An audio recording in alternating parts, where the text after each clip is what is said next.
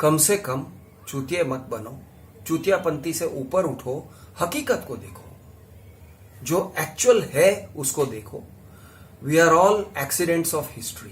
हम सब एक एक इंसान, अगर वर्ल्ड वॉर 2 नहीं हुआ होता तो मोदी भी नहीं, मोदी का भी जन्म नहीं हुआ होता। अगर वर्ल्ड वॉर 2 हार गए होते, यानी ब्रिटिश साइड हार गए होते, जर्मन साइड, जापानीज साइड जीत गए होते, सुभाष बोस जीत गए होते, इंडियन नेशनल आर्मी ने कब्जा कर लिया होता और जापानीज ने कब्जा कर लिया होता, आज इतिहास कुछ और होता। न मोदी होते, न आप होते, न मैं होते, न कोई होता और सब कुछ अलग होता। कितना अलग होता मैं नहीं जानता हूं, लेकिन अलग होता, बहुत अलग होता। स्टोरी लाइन अलग होता, टाइम लाइन अलग होता। तो दोस्तों याद रखो, ये 5000 साल पुरानी सनातनी हमारी संस्कृति, हमारा परंपरा और ये सब आपके सर पे ये सब बबूत डाला जा रहा है ना। इससे ऊपर उठ के जरा आंखें खोल के देखो हकीकत क्या है। हकीकत यह है कि मुसलमान वो हैं जो एक माइथोलॉजी में बिलीव कर रहे हैं, बाकायदा माइथोलॉजी है। 1% का भी सच नहीं है। ना अल्लाह सच्चा है, ना उनका पैगंबर सच्चा है, ना कुरान सच्चा है, ना सुन्ना, ना सुरा, ना कुछ भी सच्चा नहीं है उसके अंदर। उनका बिलीफ सिस्टम पूरी तरह से बकवास है। मानते हो? आप कहोगे हाँ मानता हूं, करेक्ट। अब आपका जो बिलीफ सिस्टम है, भगवा वाला बिलीफ सिस्टम, भगवान राम, भगवान कृष्ण, भगवान ये, भगवान वो, शिव भक्त, तांडव, गुड़, ये सब ये भी बकवास ही है। ये भी पूरी तरह से कचरा है, बकवास है।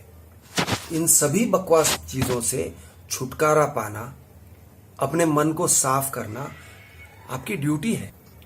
और आप अगर अपने दिमाग में ये सब काल्पनिक चीजें, इन काल्पनिक चीजों से, अयोध्या में राम मंदिर का ये हो रहा है, इनॉग्रेशन हो रहा है, मोदी ने हमें आजादी दिलाया है, अभी 2014 तक हम गुलाम थे, अब हम आजाद हो गए हैं, और ऐसे सब छुतियापंथी अगर आप लोग सोच के बैठते हो, यार लानत है आप पर, लानत है आप पर, लानत है मेरे देशवासियों पर।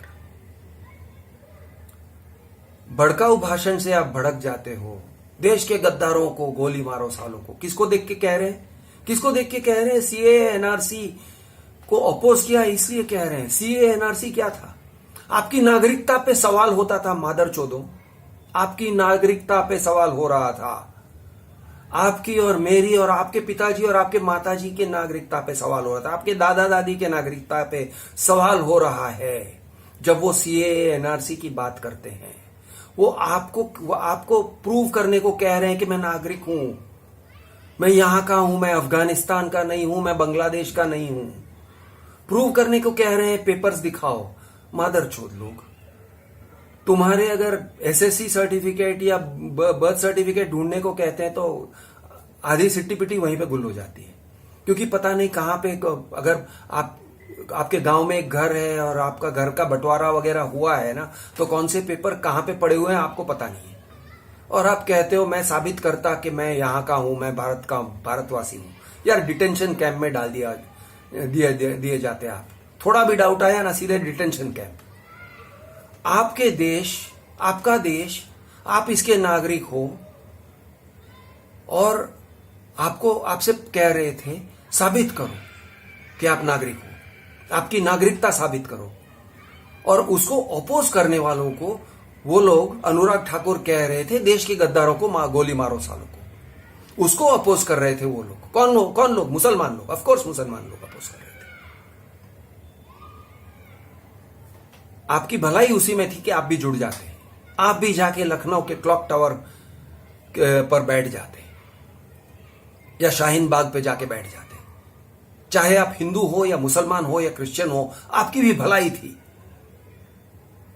लेकिन आप इन चीजों से गुमराह होते हो, देश के गद्दारों को गोली मारो सालों को, और ये सब स्लोगन सुन के आप नाच उठते हो। आप नाच उठते हो, भाई मुझे कोई दुश्मन मिल गया, मेरा जन्मजात दुश्मन मिल गया और वो मुसलमान है। लानत है आप पर यार, शर्म आनी चाहिए। शर्म है मेरे देशवासियों पर। थोड़ा सा क्लियरली सोचो, तुम्हारा असली दोस्त कौन है, तुम्हारा दुश्मन कौन है।